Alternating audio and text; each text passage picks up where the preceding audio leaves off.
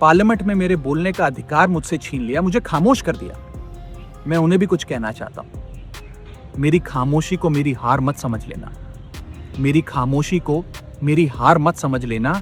मैं वो दरिया हूं जो वक्त आने पर सैलाब बनता है। सारे विपक्षी पार्टियों ने सीईसी को इम्पीच करने के लिए मोशन लाना चाहा, आपने उसको साइन करने से मना कर दिया। जब भी कोई मुद्दा हो जिसके ऊपर अपोजिशन वॉकआउट करती है, आप वॉकआउट नहीं करते हैं। पिछले कई अरसे से मैंने देखा आपने कोई भी मुद्दा सदन में नहीं उठाया जिसमें आपने प्रधानमंत्री या भारतीय जनता पार्टी की सरकार से प्रश्न किया हो। ऐसे डर की राजनीति कैसे चलेगी? राघव भाई, अभी आपका वीडियो देखा।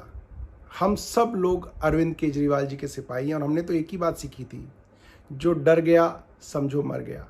हम सबको तो लोगों के मुद्दे उठाने थे सरकार की आंख में आंख डाल के।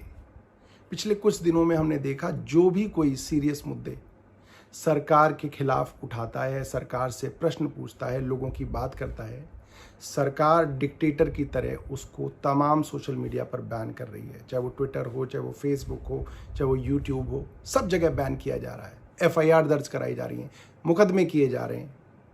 सरकार को इससे कोई फर्क नहीं पड़ता कि कोई सॉफ्ट पीआर अपनी पार्लियामेंट में करे, क्योंकि पार्लियामेंट में एक छोटी सी पार्टी का बड़ा लिमिटेड टाइम होता है। उसमें अगर कोई समोसों की बात उठा रहा है तो उससे ज़रूरी है कि देश के बड़े मुद्दों की बात उठाएं।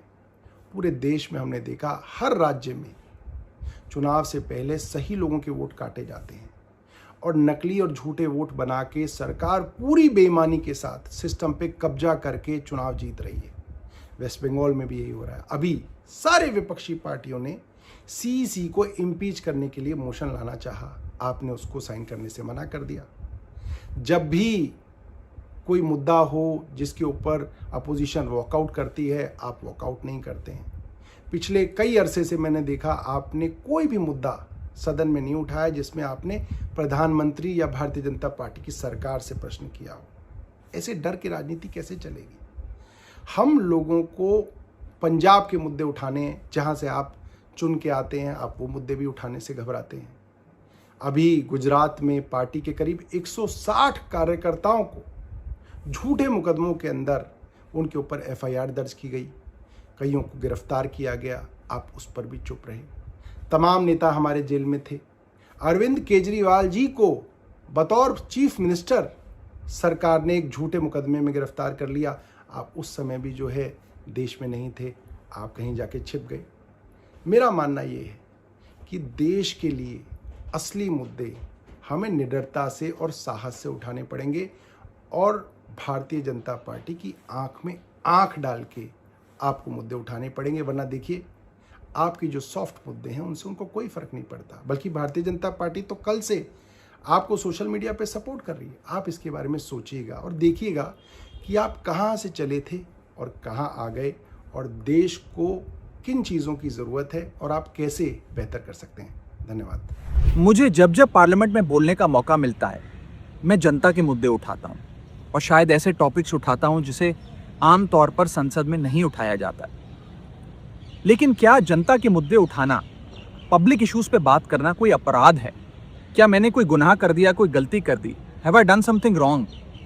ये सवाल आज मैं इसलिए पूछ रहा हूँ क्योंकि आम आदमी पार्टी ने राज्यसभा सेक्रेटेरिएट को ये कहा है कि राघव चड्ढा के पार्लियामेंट में बोलने पर रोक लगा दी जाए। जी हाँ, आम आदमी पार्टी ने पार्लियामेंट को ये सूचित किया है कि राघव चड्ढा को पार्लियामेंट में बोलने का मौका ना दिया जाए। अब भला कोई मेरे बोलने पर रोक क्यों लगाना चाहेगा? मैं तो जब बात करता हूं देश के आम आदमी की बात करता हूं। एयरपोर्ट पर मिल रहे महंगे खाने की बात रखी, जोमैटो ब्लिंकिट के डिलीवरी राइडर्स की प्रॉब्लम रखी, खाने में मिलावट का मुद्दा उठाया, टोल प्लाजा लूट से लेकर बैंक चार्जेस लूट की बात करी, यहाँ तक कि मिडिल क्लास पे टैक्स के बोझ से लेकर कंटेंट क्रिएटर्स पर स्ट्राइक क्यों करी जाती है, टेलीकॉम कंपनियां कैसे 12 महीने में 13 बार हमसे रिचार्ज कराती हैं, डेटा रोल ओवर नहीं देती हैं, रिचार्ज खत्म होने के बाद इनकमिंग रोक देती हैं, तमाम इश्यूज मैंने सदन में उठाए। और ये मुद्दे उठाने के बाद देश के आम आदमी का तो फायदा हुआ, लेकिन इससे आम आदमी पार्टी का क्या नुकसान हुआ? भला कोई मुझे बोलने से क्यों रोकना चाहेगा? कोई मेरी आवाज को क्यों बंद करना चाहेगा? खैर, आप लोग मुझे अनलिमिटेड प्यार देते हैं। मैं जब जब आपके मुद्दे उठाता हूँ, आप मुझे सपोर्ट करते हैं, मुझे शाबाशी देते हैं, मेरा हौसला बढ़ाते हैं। मैं आपको कहना चाहता हूँ थैंक यू। ऐसे ही मेरा हाथ और मेरा साथ थामे रखिएगा, छोड़िएगा मत। मैं आपसे हूँ और मैं आपके लिए हूँ।